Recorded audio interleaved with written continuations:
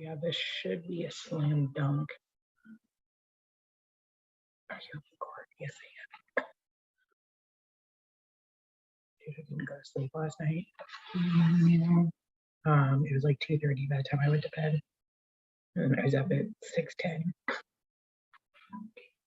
That's why I chose. I gotta work on my own place. Was like. That's why I chose caffeine over. Like, why are you here? She's supposed to be here till 9. It's like 7:45. I'm like, why are you here? She's like, I've been here since 4 o'clock. I can't sleep.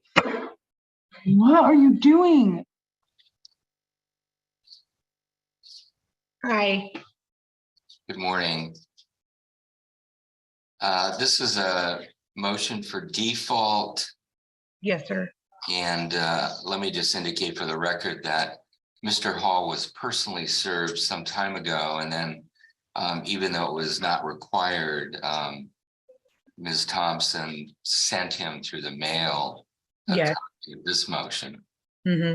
I have not seen any response, but however, there's one person on the iPad, so let me get them in. Okay. That would not be nope. So Mr. Lawrence, any comment on this case?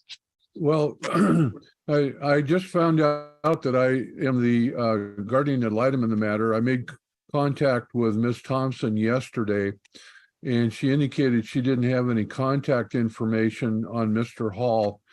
I did a little research and I found out that he is being represented by Mr. DeBray in a criminal process and has a hearing this morning, I believe it is.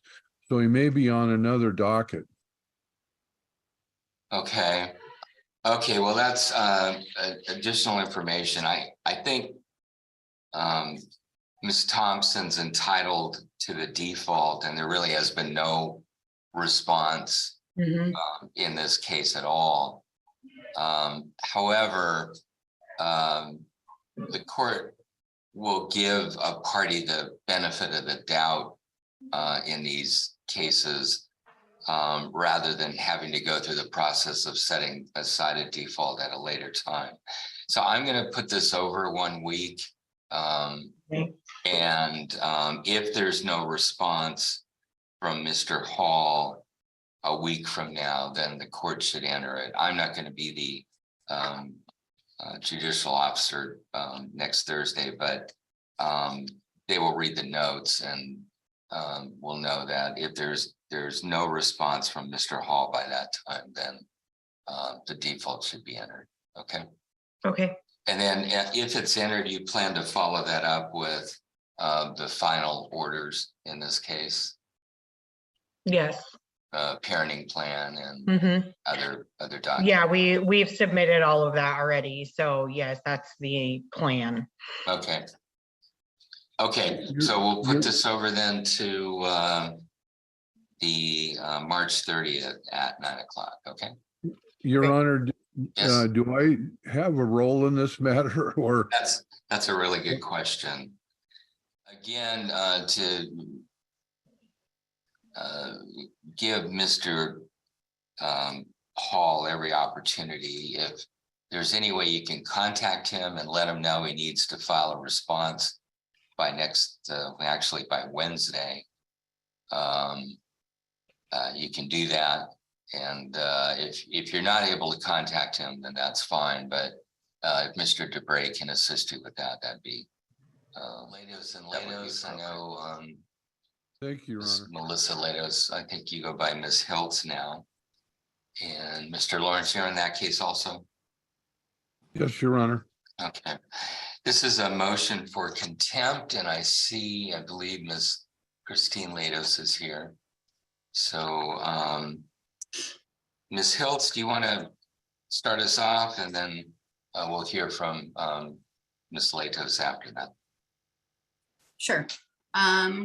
So I took in a motion for contempt, basically the last day of February, the first day of March, to again address child support issues from January and February, and then also to address the continuing concern regarding Christine's unwillingness to use the Talking Parents app in order to communicate. she keeps saying she can't. 2 years ago, I submitted a declaration showing the court that I had reached out, attempting to solve the problem for her. And in that declaration, there was also an email address for support. I would have hoped she would have emailed them and figured out the problem, but it doesn't look like she has. And so that's what we're here for. All right, and I know in February, we had a similar motion. I made a copy of that contempt order that I signed at that time, and the Talking Parents program was part of that motion also. It was. This will be the third time going to court for contempt for Talking Parents. I'm really not sure how to address this. I can't isn't, that's not a legal argument. She has to, or she needs to find another solution, and she's not submitted anything to me or the court to show that she's made any effort at all to resolve this problem. Okay, thank you. Ms. Latos, would you like to respond? Yes, I've had problems with Talking Parents, and I apologize. There was a suggestion to use a different program, but we haven't moved forward on that. I don't know why. The program is loaded on my iPad, but Melissa hasn't given me her contact information for that second program. I'd have to go look at the name of it. I apologize. But it's the same story. I go into Talking Parents and it's just a blank page for me.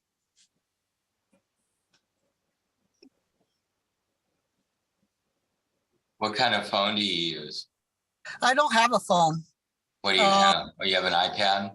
Yeah, I use an iPad. I have to go someplace where there's connection. Right now I'm at a library. Is it so is it an Apple iPad or another kind of pad? It's an older Apple, very old Apple iPad. Okay, and so you don't have a phone service, it sounds like, so you use No, Wi-Fi with it. Yes, I do. I use a Wi-Fi phone service. What about child support payments? They are being directly deducted from my paycheck. They're being garnished from my wages. I have less than $1,000 in the bank, so I currently can't pay her. So I'll have to take whatever penalty you give me. But I've spent 4.5 weeks in the hospital, so I've lost income this last January. Ms. Heltz, do you receive child support payments from another source that is garnishing Ms. Leto's wages? Child support enforcement attempts to garnish some kind of wages. They seem to be intermittent. They're not regular.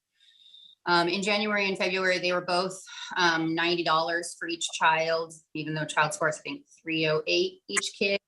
But it's been really, really inconsistent. Once last year, I got like an $800 or $900 payment, and then I'll go months at a time without seeing anything. It looks like she is doing some kind of work, but it's her job to get a real job if her income isn't sufficient. She has college degree. Her wages were $22.19 an hour, according to child support enforcement or the worksheets they submitted at trial. And I have personal knowledge that was probably less actually per hour than what she was making. I mean, we were married. If she's willfully underemployed, then that's on her. I would expect her to then start doing job search logs and to follow up with getting something that can actually pay for it. And I also wanted to make a statement about the one family wizard. I don't believe that she has downloaded it. The minimum payment to subscribe to that service is $150 for 1 year or I think it's like 217 or 220 for 2 years. And so I mean, I find it suspicious that she's saying that she's paying for an app and she hasn't sent me an email or a text message or any type of communication asking me to give her contact details, nor have I changed my email address in about a decade. So as I understand it, the child support owed each month is $308. Is that correct? Per child. So Per I think child.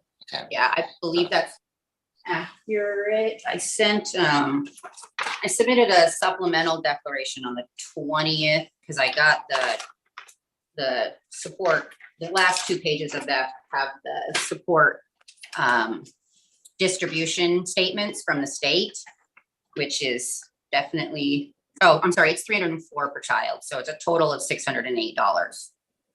Okay, 608. And that goes through support enforcement. I guess the question is, isn't it up to them to enforce that and get judgments if it's not paid? I have that same question, but they haven't done anything. It's been a couple of years and this has been a consistent problem. Really consistent problem to the point where they call me and try and track her down. And I tell them I don't have any way to get a hold of her other than I can give them her email address. But again, I haven't been getting a lot of communication that way. Yeah. All right. Go ahead. I did notice there's a docket called a child support docket, and There's people. a child support contempt docket. How do you get someone on that? I don't know that, but I'm going to ask you to do a couple things after today. So I'm not denying your motion today, but I'm going to continue it because I want additional information from both people. Okay. All right. So, Ms. Hiltz, I would like you to call at the Division of Child Support an attorney named Casey Looney, Looney. Okay. Indicate the issue that they are collecting child support, but it has not been paid. And I guess I would ask her if it's your job to obtain judgments for that or whether child support will pursue it. And then the second question is, at what point do they require somebody to appear on the child support contempt docket so they can track payments? Ms. Lados, what I'd like from you is for you to file with the court about 3 months worth of wage stubs. You've indicated that your wages are being garnished. I would like to see proof of that. Okay. Or make a decision in this case. Secondly, you said you downloaded some program, but you didn't know what the name was. And so I'd like you to, I guess, put in a short declaration saying what the name of that program was. Okay. If it's Our Family Wizard, if it's something else, I just want that information. Okay. Okay. Today is the 23rd. I would probably normally put this over 2 weeks, but I'm not going to be here. So I'm going to put this over to April 13th to obtain all of that information. Again, I'm not denying the contempt order, and I'm particularly concerned about the failure to use talking parents because that's something that's come up before. And I think there's some obligation to figure out how to make it work.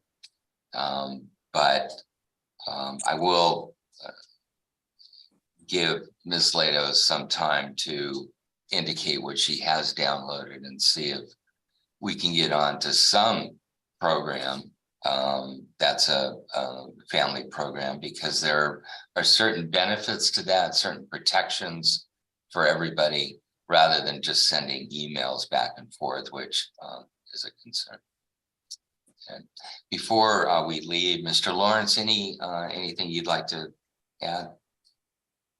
Only one clarification, Your Honor. Yes. The week of April the 10th is the trial in this matter. And so does the court want to, I'm not sure if we're having our hearing on the 13th or not, whether or not the court wants to address in the middle of the trial this issue, or how do you want to proceed? Well, regardless of where the trial goes, maybe the trial may address this contempt issue. I guess we could either leave it the 13th and don't let this determine your trial date. If the only trial date is the 13th, then we'll put this over. Or I could just set it the 20th now, and then we won't be in the way. Yeah, okay. Miss Heltz doesn't want that to happen. And again, my preference would be to do this on April 6th, but I'm not going to be here, and I think I need to continue to track this case. So let's set it the 13th, and then we'll see where it falls with respect to the trial. Go ahead, Miss Heltz. Is there a reason we can't just put it over 1 week? I'm not going to be here next Thursday either. Okay, that's fair. Yeah.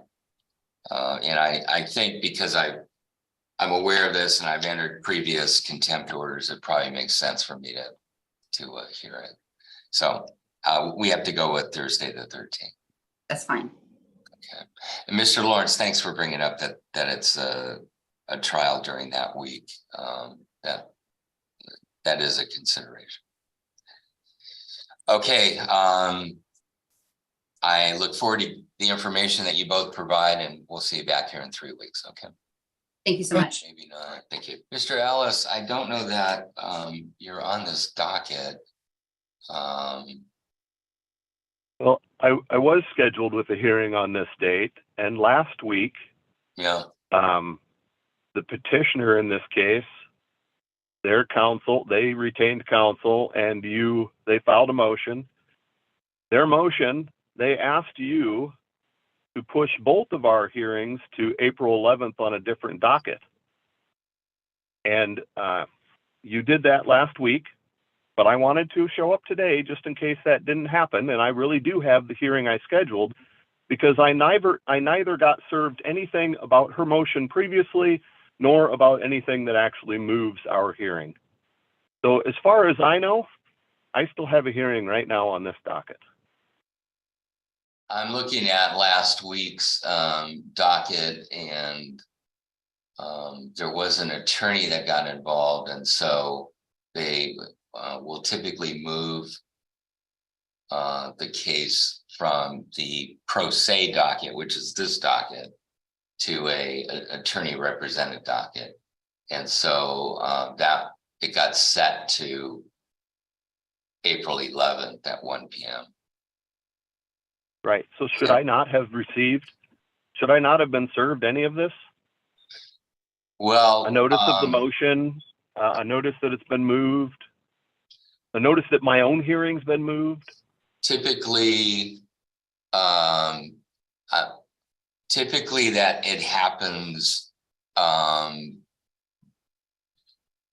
verbally, I guess. When I put things over to an attorney represented docket, it's not based on a formal motion. It's usually an attorney shows up and says, I want to move the case over to that docket, and we look and find out when there's room to put that case on, which in this case was April 11th. And I simply tell the clerk to move it to that. So that is the usual procedure to do that. Well, I just find it rather unusual, because the kids have been withheld from me for 5 months now, and they've asked to push it out by another month, and nobody's telling me where they have the basis to do this. My hearing today was so that I could get to see my kids and so that I could pay my wife some support that is fair. I've been giving her half, and she's been taking the other half. That is what this temporary hearing is supposed to be. And all I that filed everything. I filed everything back on March 8th when I was supposed to, in response to her initial motion. all that got moved to April 11th. And so those issues will be addressed on that date. Okay, thank you for the confirmation. Okay, thank you, sir. I think Ms. Smith is on that case. Ms. Smith, you've asked for continuance in this matter. Correct, Your Honor. Just to confirm for the record, I have spoken with Mother. I have not had contact with Father. I am asking for a set over. Mother's just about completed with the intake that I've provided to her, and I did have about an hour, 2-hour meeting with her. I'd like to have that intake back as I kind of serves as the crux for the records that I request. I'm asking that the hearing be set over to the 27th with the report being due on the 17th. But just wanted to confirm that that would work. I know with judicial conference now being shared, I didn't know if that would be appropriate. Ms. Winkles, any response to the request to set this over? No, I have no, I don't mind setting it over. I will state for the court that I have surgery on my hand, my thumb, my many body parts falling apart on the 26th. So hopefully I will be here on the 27th. I don't see a problem with it. But I will let the court know if there's an issue that week, or I'll find coverage by then. Okay, the 27th is a Thursday, and the dockets will resume on that date. So I'll put it over to the 27th. Before I do that, is there anybody else that wants to be heard on this case? All right. We'll continue it to April 27th with a report due on April 17th. And it looks like on the 27th, we'll probably go forward with the hearing. And I'll continue the immediate emergency minor guardianship until that date. Your Honor, will that be the full hearing with witness testimony as well? I think we should plan on that. Perfect. Ms. Winkles, why don't you begin, and then Thank I'll you, have the other counsel respond. Yes, Your Honor. What I'm asking for is a motion to continue this. I just came onto this case. It appears to be that there's discovery that's outstanding, or that there is discovery that needs to be done. It really needs to be set on the trial setting docket. I do envision it taking more than 2 hours. Looks like there's going to be a lot of witnesses here. So I'd ask to continue that. I think it's necessary really for the court to have the full information. The other reason we're here today is to default Mom. Mom hasn't been in these hearings at all, and it makes sense to default. That way we could just concentrate on essentially the relationship between the Ludwigs, the Crepes, and this child, and try to kind of work out what's going to happen there. It makes sense for everybody, but my clients are entitled to counsel that knows exactly what's going on in this case. And frankly, I didn't even know this hearing existed today. I didn't know if my clients knew this hearing existed today, and I found it just a few days ago. So there was no preparation that I could make for it. All right, Mr. Anagnostou, any response? Yes, Your Honor. My client, strongly objects to a continuance of this matter. He, as you recall from previous hearings, he's coming up from the Albany area, Salem area, to visit his daughter on weekends. He gets a Saturday and Sunday, and then he gets on the intervening week, he gets just a Saturday. We need this matter heard. It was going to be basically tried today. We have witnesses prepared. We don't believe there's any of the statutory elements that would keep him from having custody of his daughter, Jaylyn. We'd like to go forward, but I understand the court's position with regards to Ms. Winkles coming on. you know, if the court's going to consider, we'd like to go forward and get the emergency issue resolved. If the court's going to consider a continuance, then we'd ask you to look at the visitation. He needs to have overnights on the weekend where he has Saturday and Sunday. Having him drive up on a Saturday and then go back home and then drive back up on a Sunday just to see his daughter. And he's exercising all his visitation. He has a great relationship with his daughter, a good bond. You know, if your honor is going to continue this, then we'd request that you consider having that one weekend at least be an overnight so he could take Jalen down to his home and not have to when he has sufficient funds, he has to get a motel room here and spend the night. But generally he's driving back and forth to the Salem area to see his daughter, and he's doing that, and he has, you know, we'd like your honor to consider that modification, at least having on the intervening weekends and overnight. And your honor, if I can reply to that. Sure. Then I want to hear from Ms. Farr and then also Ms. Ludwig if she wants to speak. Or I guess Ms. Craig. Sorry. So the issue here is, you know, we have a number of issues. He says home, take him home. We don't know where this man's home is. That's one thing that is glaring just coming into this case and doing a cursory review.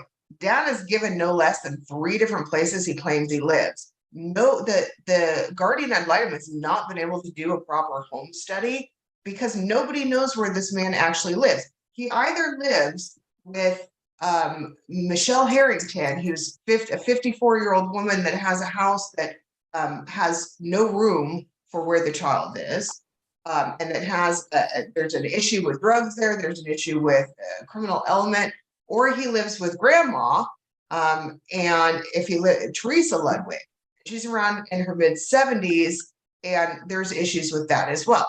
So we don't know where he is. He has no job. He has no real place, no real home. We have multiple addresses. He, you know, when he was there were no diapers, no baths, neglect of the child, was doing drugs on the porch, things like that. We have coming and leaving. We have leaving with my client for 6 months, giving them consent to custody, and then essentially going to find himself and get his life together. Well, they had placement not for 6 months, but for 2 years. And then finally we get dad back in the picture. Well, I'm ready to go, but dad's not being honest. And you'll see that with the guardian ad litem report too, or the court visitor report. I think she makes it really clear, and she probably, I'll let her speak now, but I think she makes it clear that we really don't know what's going on because dad has been less than truthful with everyone. Ms. Farr, I'm particularly interested in your thoughts regarding allowing overnight visitation at this point. Yes, Your Honor. So at the last hearing, the discussion was that the overnights, Mr. Ludwig said that the overnights would occur at the grandmother's house, which would involve 3 hours of traveling for the child. And the court said that that was not appropriate when father should spend the night near the child instead if he chose to have overnights. As far as I know, I haven't heard from Mr. Ludwig since our last hearing, so I don't have any updates from him. I have spoke to the petitioners. They tell me that nothing has changed. Father still doesn't bring a diaper bag. He isn't prepared for the visits. There's an issue with the 2 days in a row visits where the child isn't getting a nap, and that's creating a huge issue for her. And they want to change the times, and I'll let Ms. Crepes speak to that, but I don't think that anything has changed in this situation where the court should change the current visitation, except maybe the times for the Saturday and Sunday visits, if he exercises them. He doesn't always exercise them. He's still not exercising his phone calls that he's allowed.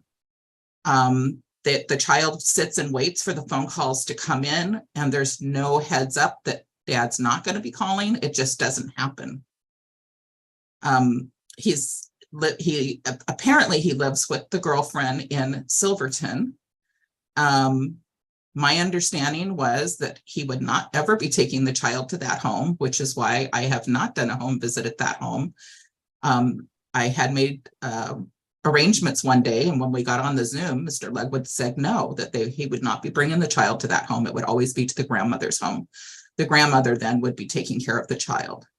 Mr. Ledwood still does not exercise his visits with the child without a female being either his girlfriend or the grandmother with him.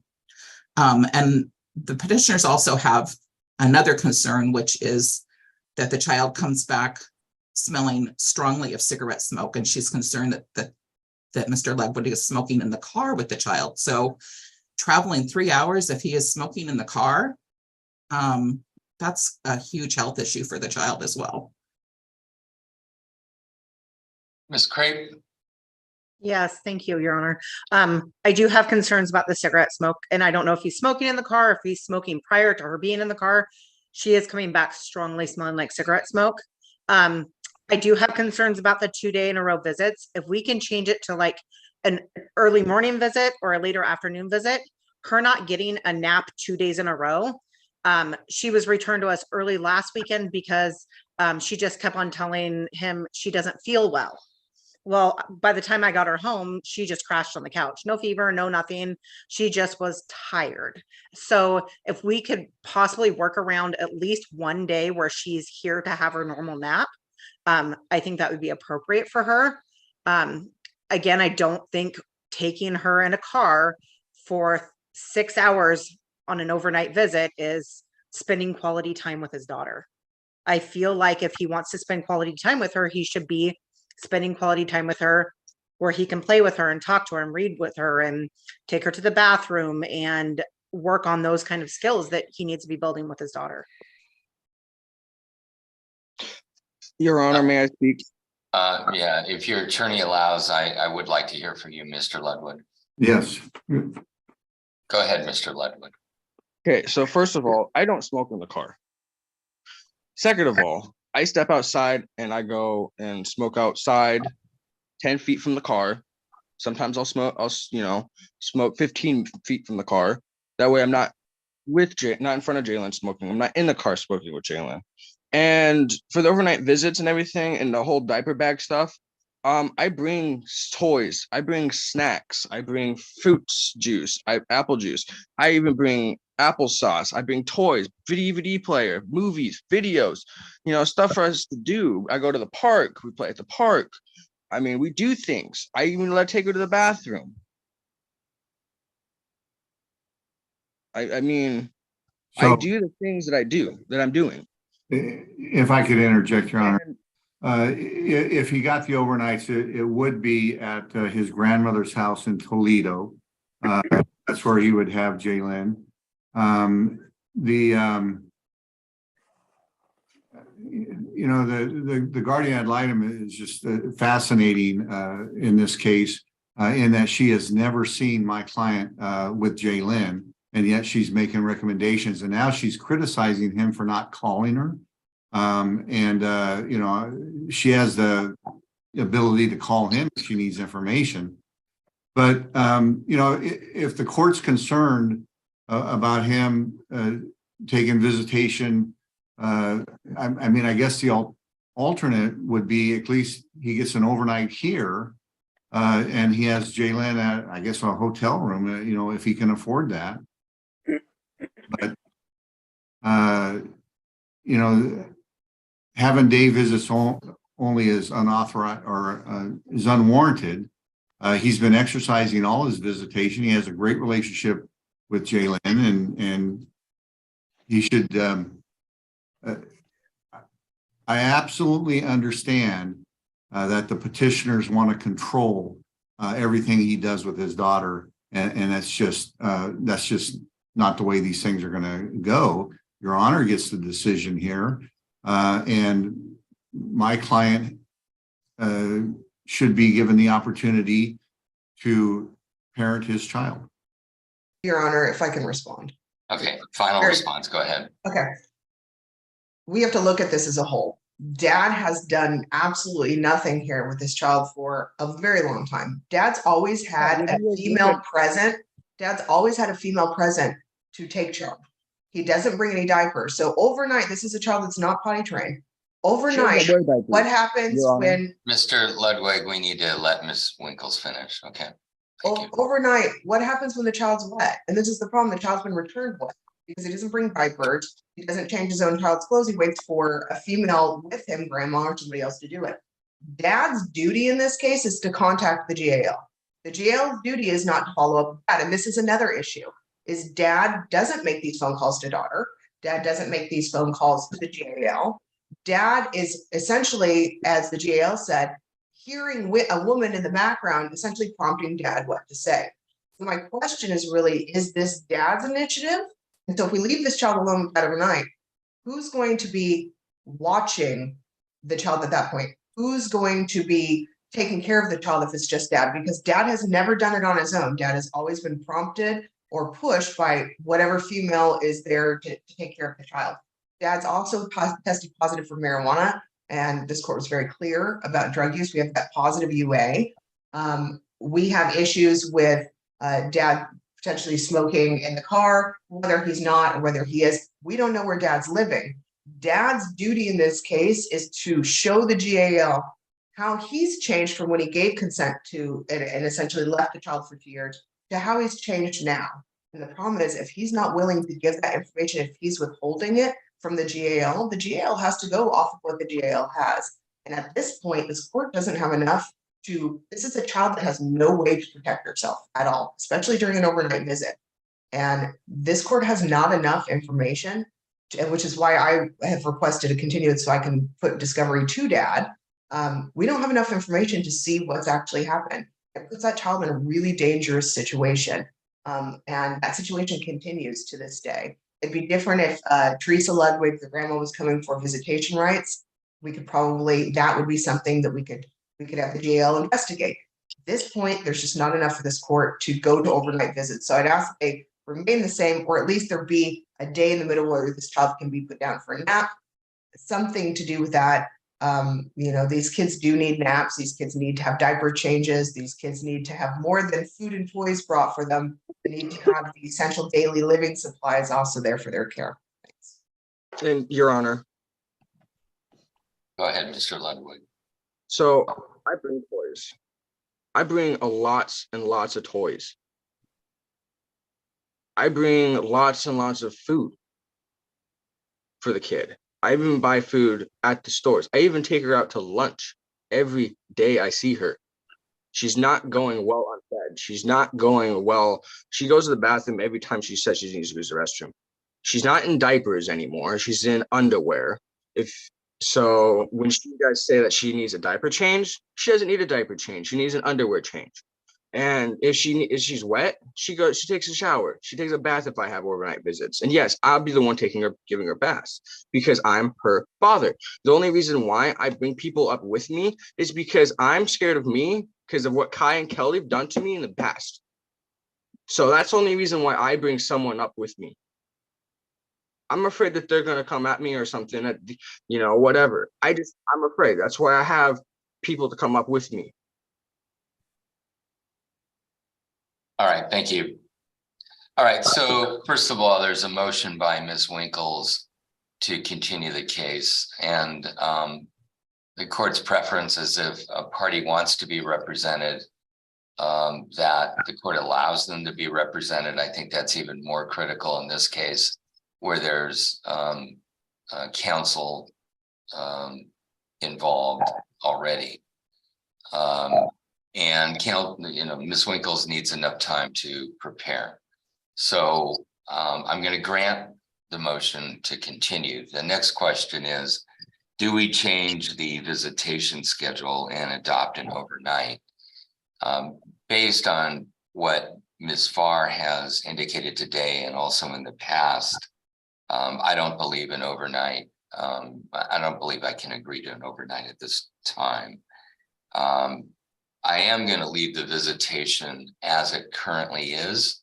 I'm not going to move it to an early morning or late afternoon. for this reason. Jalen probably does need a nap during the day, and I think that's something that the father should be sensitive to. And so the father would have to provide a way for that to occur. It's part of caring for a young child.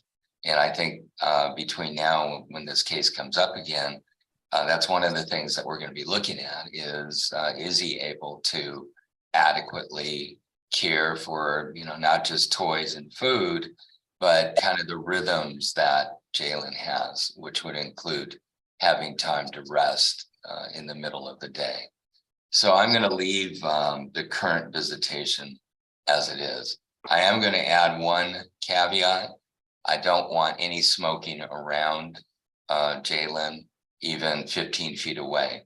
The reason is I think the evidence is just overwhelming that secondhand smoke is extremely dangerous to all of us, and particularly to young children.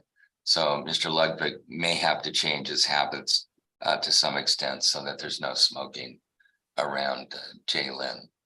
Now, the request is to put this on the docket on the 20th. I'm going to offer one other thing, is I could put this on the afternoon of the 21st, which is a Friday afternoon, if the parties are going to be ready to go forward with the hearing on that date. Now, to put this in context, I think when we were last here, we were ready to go forward with the hearing, and I can't remember what the reason was, but we continued it to today. So I'm not sure why we wouldn't be ready for a hearing on the 21st, but I wanted to throw that out as a potential option. I am actually having surgery on a different body part. As I said to the court, I'm slightly falling apart. Can we do the 28th if we're going to do that? Or I can't do the 28th. I'd have to do May 5th.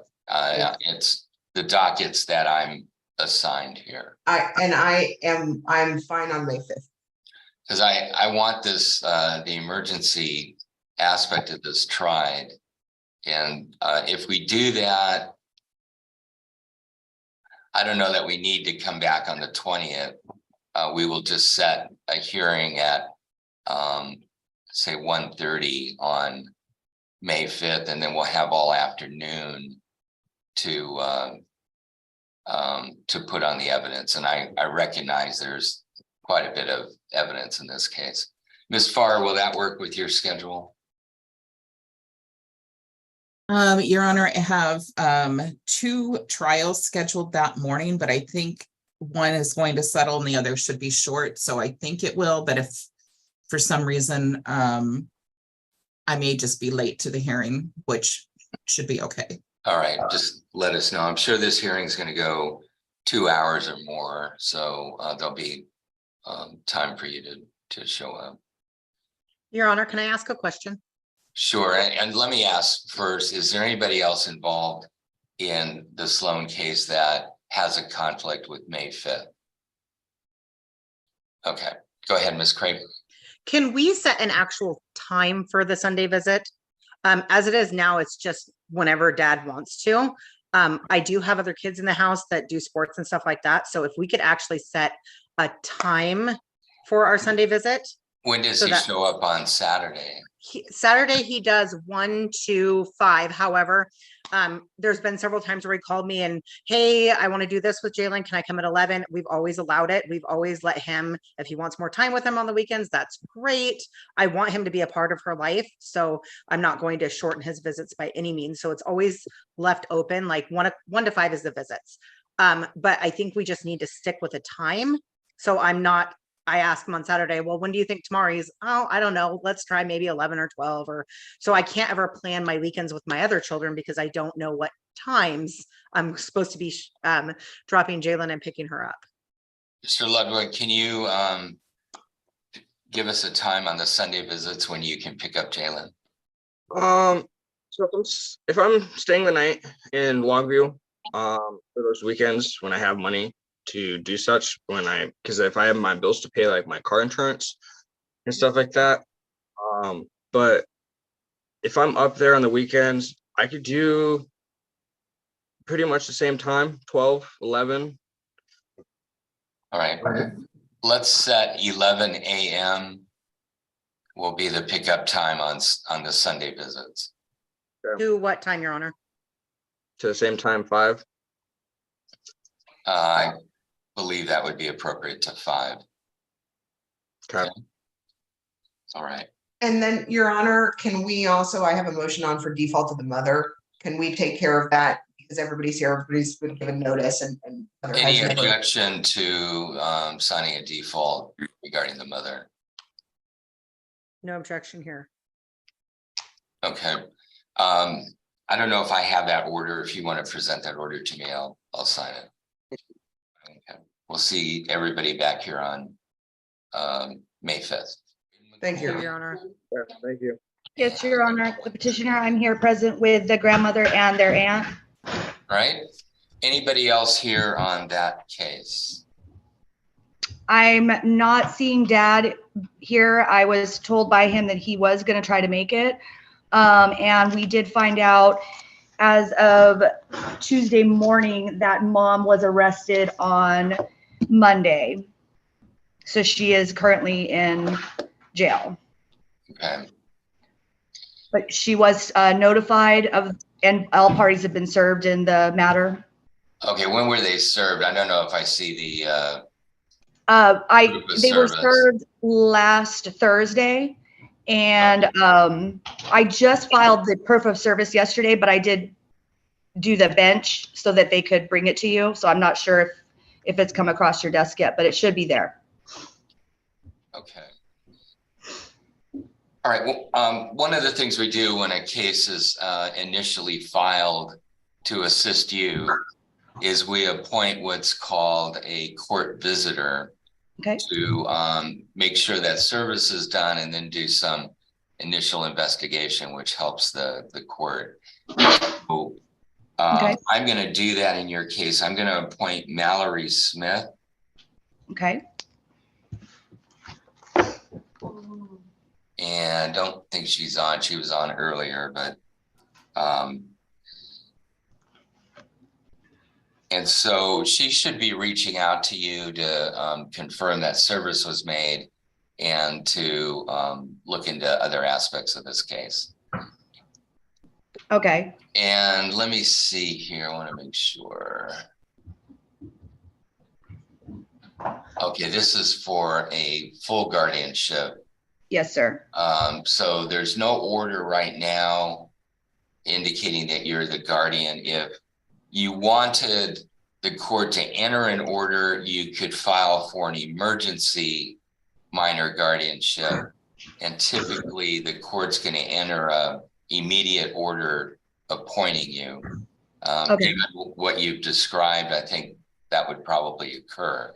So Yes. you may by Monday or Tuesday want to file that so that you have authority to deal with schools, deal with the doctors and things. Yes, like that's what we desperately need right now. And like I said, I'm not sure why Dad didn't show up today, but he does not plan on contesting the guardianship. Yes. So so there's go ahead. Sorry. I'm sorry. No, I was just saying that, I think that he's willing to work with us.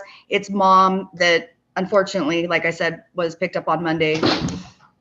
So she wasn't able to join us today. So there's a consent form and a court visitor can help you with that. And Okay. if the dad's willing to sign that, then that will help move this along. Okay. And once I file for the emergency, so if I come in this afternoon, how long will that take? Because the kids are actually here right now and there's some sports they want to play and I need to get the 5-year-old enrolled in kindergarten. So we've got to kind of get things moving along here. If you submitted the paperwork this afternoon for the emergency minor guardianship and wanted what's called an order to show cause to appoint you the immediate, the court will probably appoint you the immediate minor guardian by tomorrow.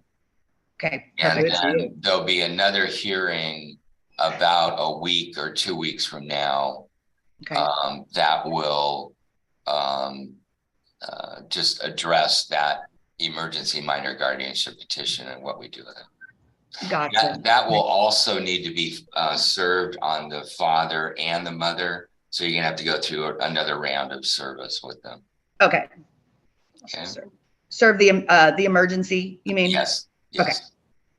Serve again. All right, got it. Okay, I think that's it. I'll make that appointment and then we'll probably see you back. Well, I need to give you a date in this case. I'm gonna set this case out a month. Okay. That's to give Ms. Smith enough time to look into it. I'm probably gonna see you before that on the emergency minor guardianship. Yeah, definitely. So let's put this out, actually a little bit longer. I'm gonna put it out to the 27th of April. Okay. And then we'll see if we can get a consent signed by the father and see what the mother's position is. Okay, perfect. Thank you. Is there anything else you need from us then? I don't think so. Thank you. All right, thank you for your time.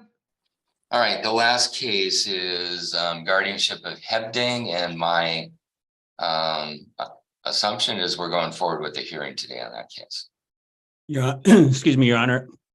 I'd actually like to ask for a continuance on this. A couple of reasons. In the last hearing we had, it was my understanding that the mother was going to file an objection. And I may be wrong, but that's my recollection, and I haven't seen that. And I'm not sure the position of the mother on this point.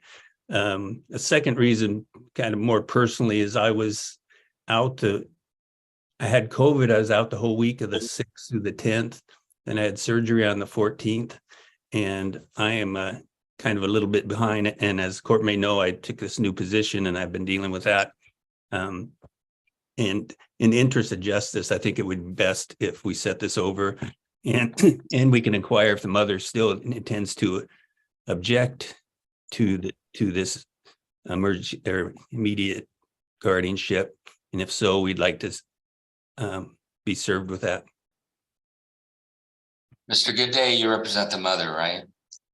Yes, Your Honor. I think she consented before I came on the case, and yes, she wants to withdraw her consent. Okay. What's Mr. Goodday, what's your position on the request to continue?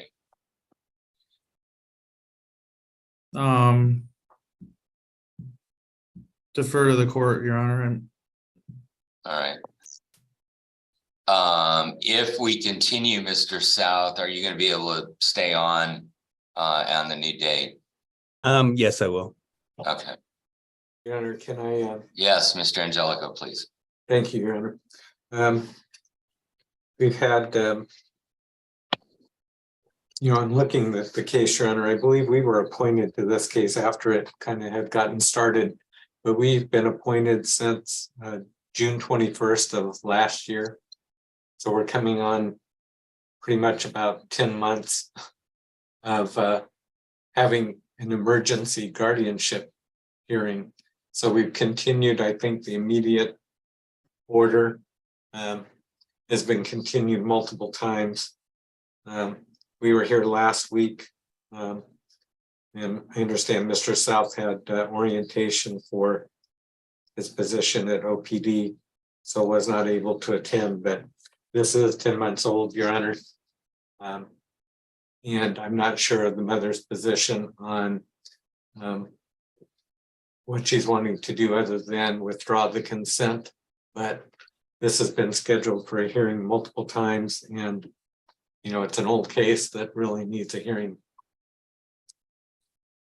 It's interesting that I'm going to reflect a little bit that this has been continued a number of times, and we've extended the immediate emergency guardianship. The emergency guardianship only lasts for 60 days. It can be extended another 60. We're well beyond that on these immediate emergency guardianship orders that have been entered, and I'm not sure what the answer is to that. But anybody else want to respond to the request to continue? Well, I would just add, Your Honor, the main reason this has gone on so long is we couldn't find it. The court couldn't find an attorney to represent mom. And that went on for months and months, 6 or 7 months of not being able to find the mother representation. And if the mother is withdrawing her consent, it makes this a whole different case. And we, in that point, maybe we move it into the family law docket. Well, I still think we're dealing with whether an emergency minor guardianship should be entered. Well, I understand that, but if we're going to get a motion or an objection to the emergency guardianship from the mother, we need that before we can proceed, because we need to know what her position is. So let me ask timing again. I could put this out a few weeks, but again, I could potentially set this Friday, April 21st in the afternoon for a hearing on the emergency minor guardianship, when we would have a number of hours that we could handle it that day. Is that something that the parties would be able to accommodate? That would work for me. I can make that work. Was April 21st, Your Honor? Right. I think I would be available, Your Honor, in the afternoon. Yeah, I would probably start at 1:30.